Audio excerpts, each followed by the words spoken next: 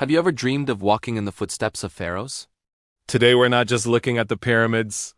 We're going on an epic walking tour of the entire Giza Plateau. And yes, we're venturing deep inside the Great Pyramid of Khufu itself. This is an experience that's as challenging as it is unforgettable, so stick with me and I'll show you exactly what it's like. Our journey begins on the Giza Plateau, a place that feels like stepping onto a different planet. The air is dry, the sun is bright, and right in front of you are the three colossal structures that have captivated humanity for millennia. We're restarting our walk at the base of the most famous one, the Great Pyramid of Khufu. Standing here, you really get a sense of the impossible scale. Each block is taller than me.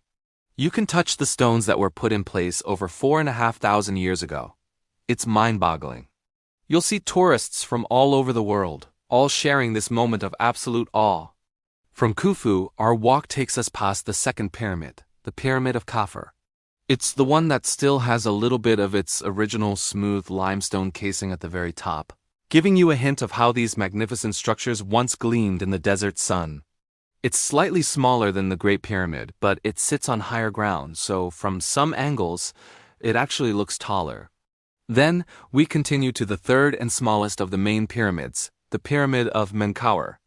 It might be the smallest, but it has its own unique story, with a fascinating history of construction and a more complex design.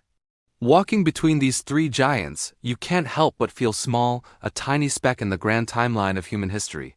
The sheer ambition of the ancient Egyptians is just staggering. But the walk isn't just about getting up close to each pyramid. One of the absolute must-do moments is heading to the panoramic viewpoint. It's a short walk or a quick ride up a small ridge, and from here, wow, this is where you get that iconic postcard shot. All three pyramids lined up perfectly against the desert landscape, with the sprawling city of Cairo in the distance. It's a breathtaking contrast between the ancient and the modern. You'll spend a good amount of time here just soaking it all in and, of course, taking way too many photos. After we've captured the perfect shot, our walk continues down towards the guardian of the pyramids.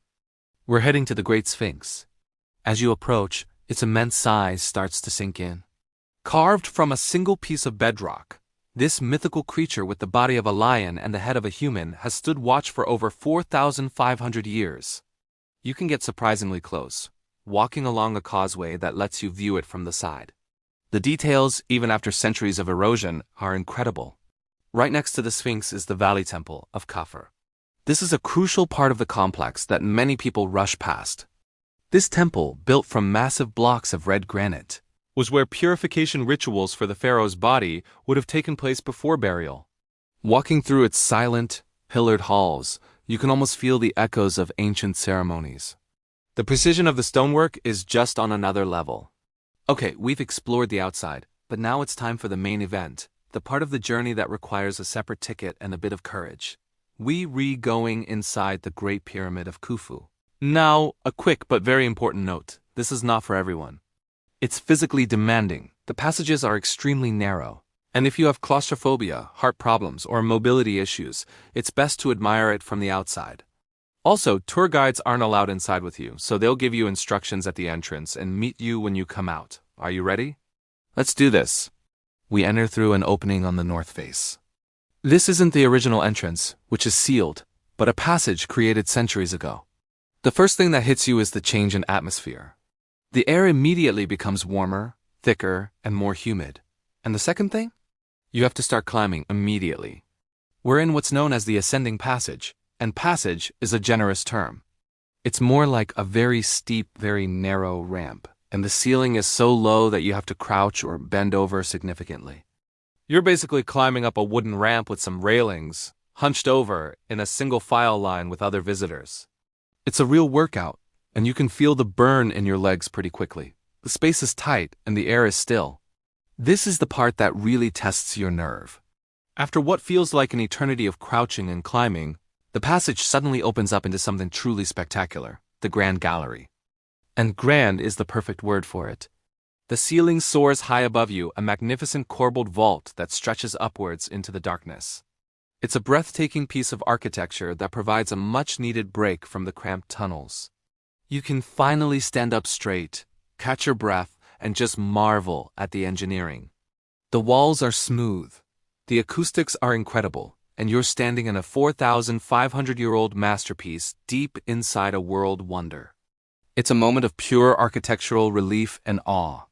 But our climb isn't over. At the very top of the Grand Gallery, there's one last short low passage to navigate.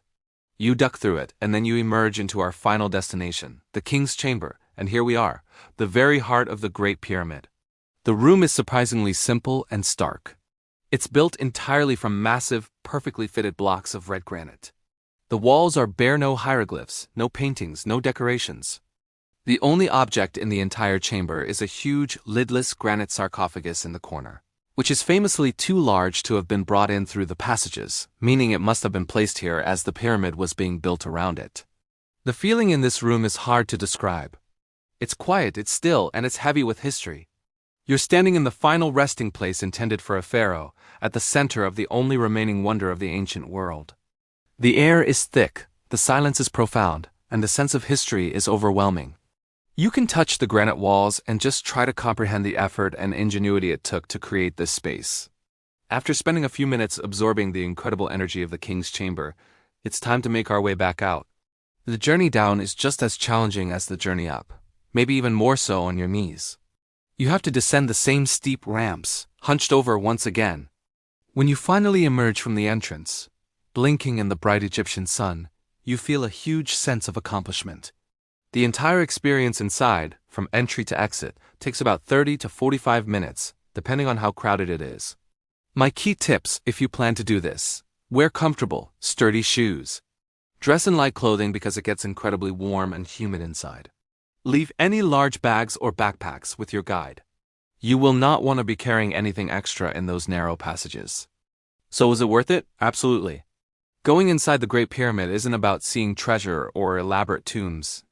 It's about experiencing the raw, powerful, and ingenious heart of an ancient wonder. It's a physical and mental challenge, but the reward is a memory that will stay with you forever. Thank you so much for joining me on this incredible walking tour of the Giza Plateau. If you enjoyed this adventure, please give this video a thumbs up, and don't forget to subscribe for more journeys to the world's most amazing places. See you on the next adventure.